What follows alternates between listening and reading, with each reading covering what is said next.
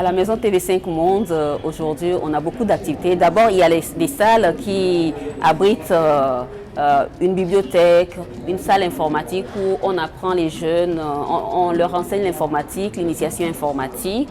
On a une salle de télévision, on a une salle polyvalente pour les ateliers, les formations, parce qu'on fait beaucoup de formations à l'endroit des jeunes, même des enfants, même des adultes, des formations à l'endroit des femmes. Mais en dehors de ça, avec la grande cour de la maison TV5 Monde, on accueille beaucoup d'événements. Comme aujourd'hui un ciné-club à l'endroit des jeunes, mais aussi des formations à l'endroit des femmes. Par exemple, il y a 2 semaines, il y a une trentaine de femmes qui étaient ici pour être formées en entrepreneuriat, formation pratique en confection d'accessoires en perles. On a aussi des ateliers de cuisine, de dessin.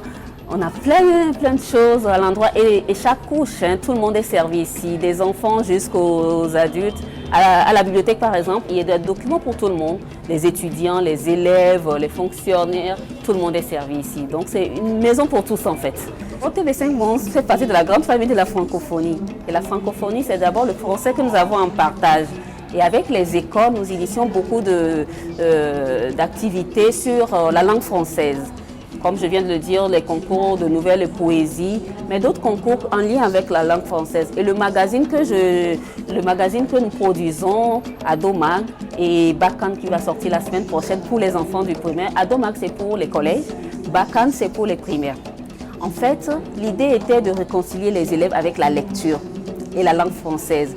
Tout est parti d'un projet renforcement de l'usage de la langue française dans les collèges et lycées du Togo. C'était à la base ce projet-là qui a évolué jusqu'au magazine que nous produisons. Du coup, en traitant des sujets qui concernent les jeunes, qui concernent les enfants, on se rend compte en fait que les enfants aiment la lecture. En fait, ils n'ont pas des documents qui les intéressent. Mais avec Adomag et Bakan, on se rend compte vraiment qu'on les ramène à la lecture. Et ça, c'est ça aussi la francophonie.